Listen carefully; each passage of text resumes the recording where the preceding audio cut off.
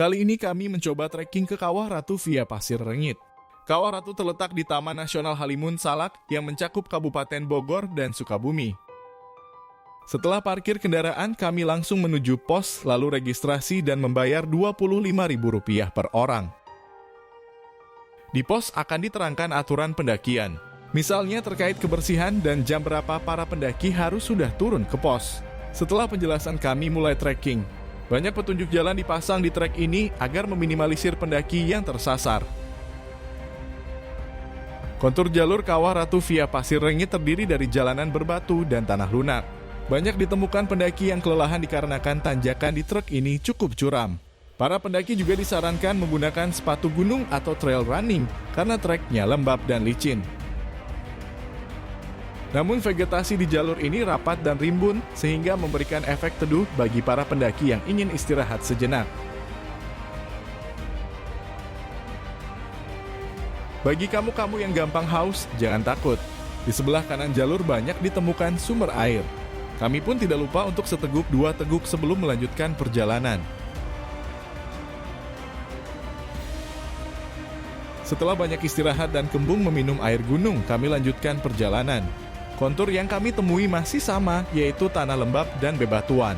Banyak ditemui juga jembatan dari pohon tumbang yang menghubungkan jalur dengan pemandangan aliran air di bawahnya, rasanya seperti menonton film Indiana Jones.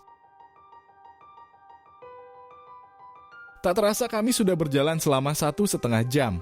Akhirnya kami melalui jembatan terakhir yang menghubungkan jalur Pasir Rengit ke kawasan Kawah Mati. Karena perjalanan ini kami lakukan saat akhir pekan, pastinya kawasan ini ramai dan padat pengunjung. Kami harus bergantian dengan pengunjung lain untuk lewat jalur ini.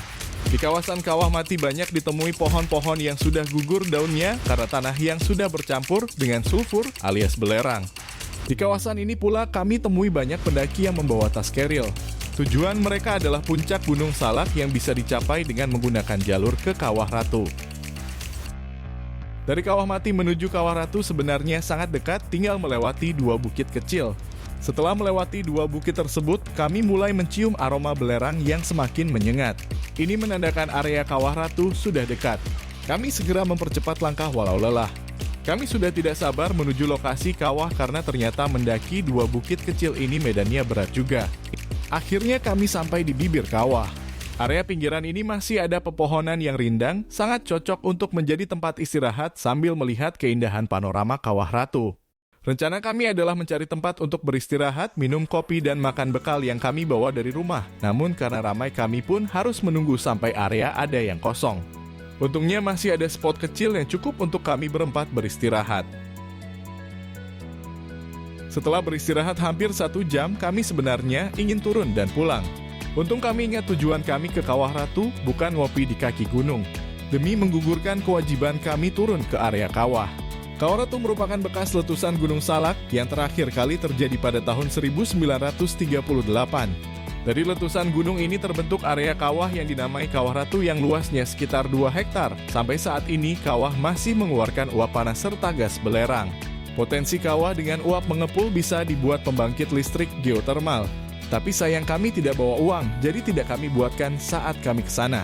Secara administrasi pemerintahan, lokasi wisata berbatasan dengan Desa Cidahu, Kabupaten Sukabumi.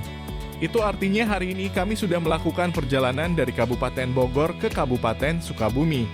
Antar kota dalam provinsi alias AKDP. Tapi bukan naik bis pantas saja kami lelah. Akhirnya kami memutuskan pulang karena senja akan tiba. Sekian, sampai jumpa di perjalanan selanjutnya. Jangan lupa like dan subscribe. Sehat selalu.